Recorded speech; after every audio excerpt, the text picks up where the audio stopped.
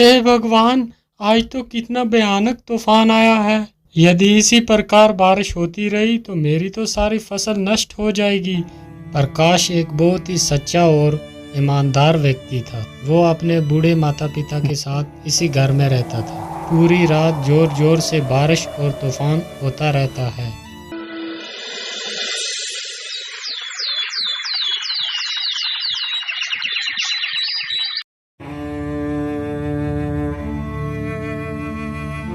पिताजी, मैं खेतों की तरफ जा रहा हूँ। अभी जल्दी ही लौट कर वापस आ जाऊंगा। इतना बोलकर प्रकाश वहां से खेतों की ओर निकल जाता है।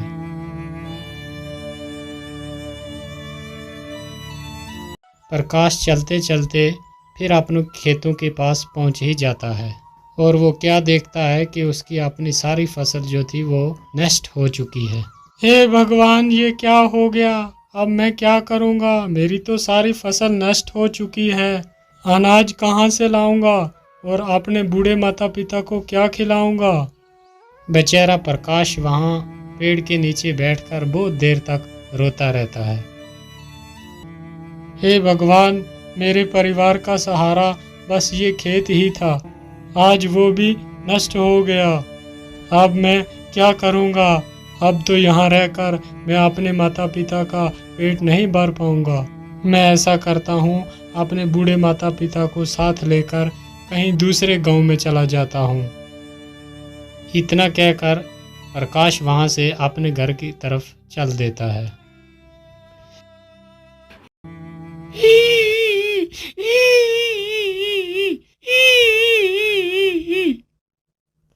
अरे, ये आवाज किसकी है? कौन रो रहा है इधर? मुझे तो लगता है कोई मुसीबत में फंसा हुआ है। एक बार जरा देखूं तो सही, कौन है ये? फिर प्रकाश उसी ओर चलने लगता है जिस तरफ से वो आवाज आ रही थी और प्रकाश देखता है लोमड़ी अपने घायल बच्चों को देख देख कर रो रही है। जो बच्चे बिल्कुल अभी छोटे थे, चलने के लायक भी ना थे। अरे लोमड़ी, तुम क्यों रो रही हो? और तुम्हारे इन बच्चों को क्या हो गया है? अरे भैया, मैं तुम्हें क्या बताऊं, इस तूफान ने तो मेरा सारा घर ही उजाड़ दिया। अभी कुछ दिन पहले ही मेरे बच्चों ने जन्म लिया था। अभी ये चलने के लायक भी नहीं है। तूफान ने हमारा ये हाल कर दिया। अरे लोमड़ी, तुम दुखी मत हो। मैं तुम्हारी कुछ मदद कर देता हूँ। मैं तुम्हारे बच्चे को दवाई लगा देता हूँ जिससे जख्म बहुत जल्दी भर जाएंगे और मैं तुम्हारा ये घर भी थोड़ा ठीक कर देता हूँ। प्रकाश की ये बात सुनकर लोमड़ी की थोड़ी जान में जान आई। प्रकाश जल्दी से जाता है और कुछ दवाई की पत्तियाँ तोड़कर लाता है और जल्दी ही उन घायल बच्चों के घावों पर लगा देता है। और फिर वो जल्दी से वो गिरा हुआ पेड़ जो था जिसमें वो रह रहे थे उसे सही जगह पर। ये देखकर लोमड़ी बहुत ज़्यादा खुश हो जाती है। हे दयालु इंसान, तूने मेरे परिवार को मरने से बचा लिया। तुम बहुत अच्छे आदमी हो। मैं तुम्हारा ये एहसान कभी नहीं भूलूंगी। अच्छा लोमड़ी, अब मैं चलता हूँ। अरे रुको भैया, तुमने मुझे मुसीबत से निकाला, लेकिन मैं देख रही हूँ तुम्हारे चेहरे पे बहुत उदासी है। क्या कारण है? तुम इतने परेशान क्यों हो? अरे मैं क्या ही बताऊं, जिस जालिम तूफान ने तुम्हें कष्ट दिया है उसी जालिम तूफान ने मेरा भी खेत जो था वो सारा तबाह कर दिया है और उसी फसल से मेरी सारी उम्मीदें थी। अब वो फसल भी सारी नष्ट हो चुकी है। अब मैं क्या करूंगा? खाना कहाँ से लाऊंगा और अपने बूढ़े माता पिता को क्या खिलाऊंगा? मेरे पास खेती के सिवा दूसरा कोई साधन भी नहीं है। अब तुम ही बताओ, मैं क्या करूं? अरे मेरे भाई, आप दुखी मत हो। आपने इतनी हमारी मदद की है तो मैं भी आपकी एक मदद कर देती हूँ। मैं तुम्हें एक खजाने का रास्ता बताती हूँ जिसकी वजह से तुम्हारी गरीबी हमेशा के लिए खत्म हो जाएगी। लेकिन वो खजाना है कहाँ? वो खजाना तुम्हें नीलगिरी की पहाड़ियों में मिलेगा। याद रहे, वो खजाना देखकर तुम्हें ज्यादा लालची नहीं बनना। अगर तुम्हारे मन में ज्यादा लालच आई तो वो खजाना तुम्हें नहीं मिलेगा। ठीक है, मैं तुम्हारी बात को याद रखूंगा। अच्छा, मैं चलता हूँ। इतना बोलकर प्रकाश खजाने की खोज में निकल पड़ता है। प्रकाश चलते चलते बहुत ज्यादा थक गया था और उसे भूख भी बहुत लगी हुई थी। अरे, मैं तो चलते चलते बहुत ज्यादा थक गया हूँ और मुझे भूख भी बहुत लगी है। यहाँ तो आसपास कुछ भी नजर नहीं आता। मैं ऐसा करता हूँ कि कुछ आसपास ही खाने को ढूंढता हूँ, शायद कुछ खाने के लिए मिल जाए। इतना सोचकर प्रकाश खाना ढूंढने लगता है। काफी देर इधर उधर भटकने के बाद उसे एक आम का पेड़ दिखाई देता है जिसमें बहुत सारे आम लगे हुए थे। अरे, इस पेड़ में तो कितने सारे आम लगे हुए हैं। मैं जल्दी से कुछ आम तोड़ लेता हूँ। और प्रकाश जैसे ही उस आम की तरफ अपना हाथ बढ़ाता है तो पेड़ के सारे आम गायब हो जाते हैं। ये देखकर प्रकाश बहुत ही हैरान हो जाता है। अरे, ये क्या हुआ? अचानक से वो सारे आम कहाँ गायब हो गए? बेटा, तुम इस पेड़ के आम ऐसे नहीं खा पाओगे। अरे, ये किसकी आवाज है? कौन है? और आसपास तो मुझे कोई भी नहीं दिखाई देता, फिर ये आवाज कहाँ से आ रही है? बेटा, मैं तो तुम्हारे सामने ही खड़ा हूँ। मैं एक पेड़ हूँ, लेकिन क्यों पेड़? मैं तुम्हारे फल क्यों नहीं खा सकता? बेटा, इंसानों ने हमें बहुत सारे कष्ट दिए हैं। हमने इंसानों के लिए क्या कुछ नहीं किया।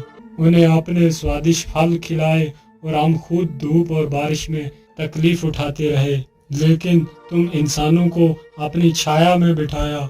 लेकिन बदले में तुम इंसानों ने हमारे लिए क्या किया? तुमने बारी बारी सारे पेड़ काट दिए हैं, जिसकी वजह से आज इतनी कड़कती धूप पड़ रही है। इसका कारण सिर्फ तुम ही हो। और इस गर्मी की वजह से हमें भी पर्याप्त पानी नहीं मिल रहा। इसकी वजह से हमारी तने भी सूख रहे हैं आहिस्ता आहिस्ता। अगर ऐसा ही चलता रहा तो जल्दी ही पृथ्वी का विनाश हो जाएगा। यदि इस विनाश को रोकना है, यदि कोई व्यक्ति एक पेड़ किसी मजबूरी के कारण काटता है, तो उसके बदले कम से कम उसे 3 पेड़ लगाने होंगे, तभी हम इस पृथ्वी को सुरक्षित रख सकते हैं। लेकिन पेड़, मैं इसके लिए क्या कर सकता हूँ? बेटा, मैं तो किसी के पास जाकर ये बात नहीं बता सकता, लेकिन ईश्वर ने तो तुम्हें पैर दिए हैं। तुम हर एक व्यक्ति तक ये संदेश पहुंचाओ। ऐसा करने के लिए क्या तुम तैयार हो? तभी मैं तुम्हें फल खिला सकता हूँ। हाँ हाँ पेड़, ठीक है, मैं आपके इस संदेश को हर आदमी के पास पहुंचाऊंगा। प्रकाश की ये बात सुनकर पेड़ बहुत खुश हो जाता है और जल्दी से अपने कुछ फल नीचे गिरा देता है और प्रकाश उन फलों को उठाकर तुरंत खाने लगता है। फलों को खाकर प्रकाश आगे जाने लगता है।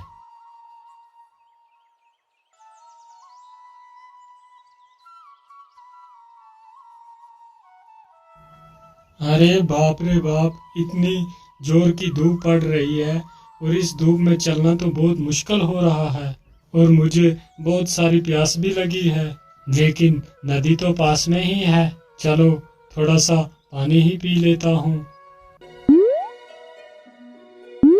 पानी पीकर जैसे तो सारी थकान दूर हो जाती है। अरे, पानी के भीतर ये क्या है जो इतना चमक रहा है? और प्रकाश अपना हाथ उस पानी में डालता है और जल्दी ही उस चमकते सिक्के को बाहर निकाल। अरे, ये तो सोना है, लेकिन इस नदी के भीतर ये सोना आया कहाँ से? वो नदी उसी नीलगिरी पहाड़ी से होकर गुजरती थी, जिसकी वजह से कभी कभी सोना उस नदी में बहकर आ जाता था। इसका मतलब ये नदी नीलगिरी पहाड़ी से होकर आती है। चलो जल्दी से मैं गुफा के पास जाता हूँ।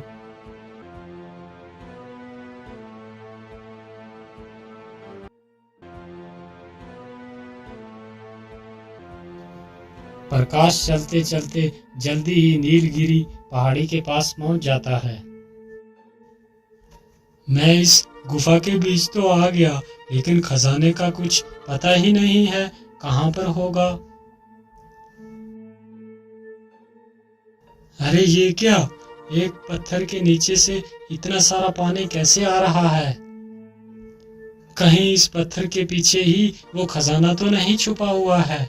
चलो इस पत्थर को ही हटा कर देखता हूँ। प्रकाश जैसे इस पत्थर को हाथ लगाता है, वो पत्थर अपने आप दूर खिसक जाता है। अरे ये क्या, ये पत्थर मेरे छूते ही इतना दूर कैसे हो गया? और देखता है गुफा की हर तरफ सोना ही सोना पड़ा हुआ है। अरे बाप रे बाप, यहाँ पर इतना सारा खजाना पड़ा हुआ है। कहीं मैं कोई सपना तो नहीं देख रहा? क्या ये हकीकत है? अरे नहीं नहीं, ये कोई सपना नहीं है, ये हकीकत ही में ही सोना है। चलो मैं अपनी जरूरत के हिसाब से ही सोना ले लेता हूँ। और प्रकाश एक पोटली भरकर सोना ले लेता है। आहा, इतना सोना मेरे जीवन के लिए बहुत काफी है। इतना कहकर प्रकाश सोने की पोटली अपने सिर पर रखकर वहां से निकल पड़ता है। रुक जाओ, कौन हो तुम और इस पोटली में क्या लेकर जा रहे हो? क्या हुआ, तुम कुछ बोल क्यों नहीं रहा? इस पोटली के भीतर क्या छुपा के रखा है तुमने? अरे सरदार, ये ऐसे आदमी नहीं बताएगा, हम इसकी पोटली छीनकर खुद ही देख लेते हैं कि इसकी पोटली के भीतर क्या रखा है। हाँ जोरावर सिंह, तुम जल्दी से इसकी पोटली छीन कर ले आओ। बेचारा प्रकाश डर जाता है और उस पोटली को उस डाकू को दे देता है। अरे वाह, इसमें तो बहुत सारा सोना है। अरे युवक, तुम्हें ये सोना कहाँ से मिला?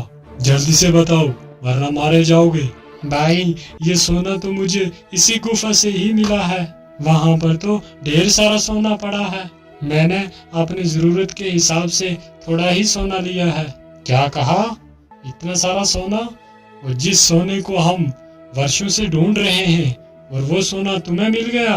हाँ भाई, वो सोना मुझे ही मिला है। और चल जल्दी जल्दी, और वो बता मुझे सोना कहाँ पर है, नहीं तो तुम्हें मारकर इसी गुफा में दफना देंगे।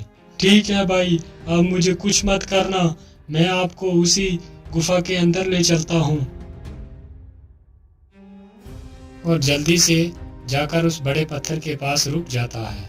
क्या हुआ, तुम यहाँ पर क्यों रुक गए? यहाँ पर तो कोई सोना नजर नहीं आ रहा। अरे भाई, इस पत्थर के पीछे ही तो वो खजाना छुपा हुआ है। क्या इस पत्थर के पीछे वो खजाना है? लेकिन तू इस पत्थर के पीछे गया कैसे, और तुमने अकेले ने ये रास्ते से हटाया कैसे? अरे दुष्ट, तू मुझे मूर्ख बना रहा है कि तूने अकेले ही नहीं ये इतना बड़ा पत्थर हटा लिया, जबकि हम सारे लोग मिलकर इस पत्थर को दिन भर नहीं हिला सके, और तूने इस पत्थर को अकेले ही हटा दिया। नहीं भाई, मैं झूठ नहीं बोल रहा, मैंने सचमुच अकेले ही इस पत्थर को हटाया था और इसके अंदर मैं गया था। यदि ऐसी ही बात है तो तू मेरे सामने ही इस पत्थर को हटा, जरा मैं भी तो देखूं कि तूने अकेले ही इतने बड़े पत्थर को कैसे हटा दिया। ठीक है भाई, मैं अभी इस पत्थर को हटाता हूँ। इतना कहकर प्रकाश जैसे ही उस पत्थर को छूता है, वो पत्थर अपने आप दूर खिसक जाता है। पत्थर दूर खिसकते ही गुफा का सारा खजाना साफ साफ दिखाई देता है। खजाना देखकर तीनों डाकू तो पागल ही हो जाते हैं। अरे वाह वाह वाह, इतना सारा खजाना है। आखिरकार ये सोना हमारे हाथ लग ही गया। अब तो हम ही इस सारे खजाने को उठाकर ले जाएंगे।